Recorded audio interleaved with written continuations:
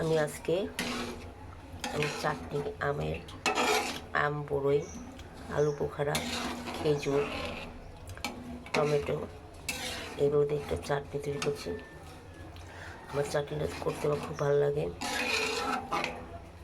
যেহেতু গেস্ট খাবে কালকে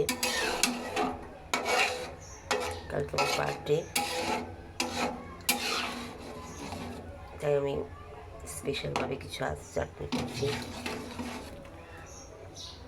আমটা প্রচণ্ড টক, পুরোই আমি পুড়িয়ে রেখেছিলাম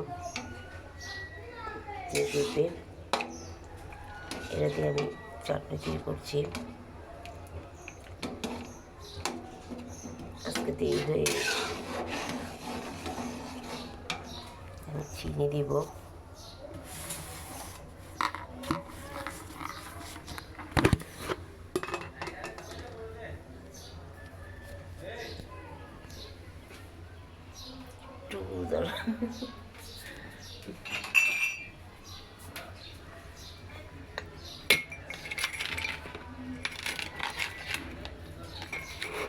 সবাইকে ঈদের শুভেচ্ছা, ঈদুল আজহার শুভেচ্ছা। আমি চিনি দিচ্ছি, টক ঝাল মিষ্টি হবে আর কি। আমটা প্রচণ্ড টক,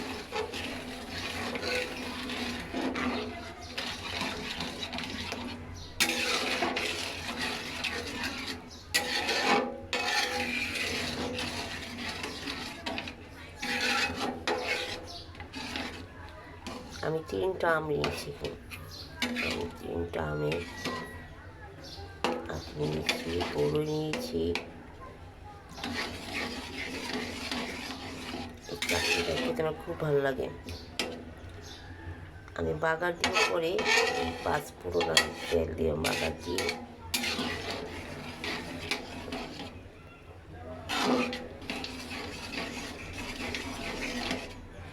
ঘন হয়ে আসবে, তখন আমরা নামিয়ে ফেলবো। আর একটু চিনি দিতে হলো, আমটা টক ঝাল মিষ্টি হবে।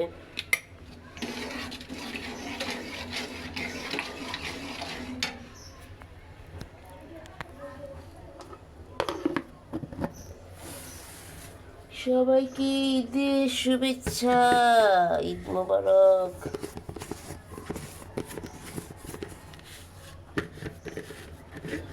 ভালো থাকবেন আপনারা। আমি একটু শুকনো মরিচের গুঁড়া দিতেছি।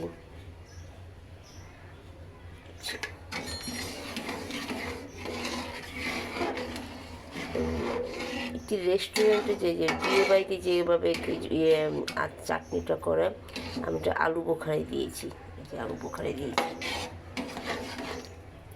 সেভাবে তৈরি করছি। টমেটোটা কম পড়ে গিয়েছে।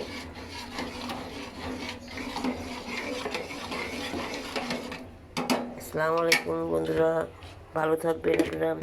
আমার একটা কমেন্ট করবেন, লাইক করবেন, শেয়ার করে দিবেন। আল্লাহ হাফেজ।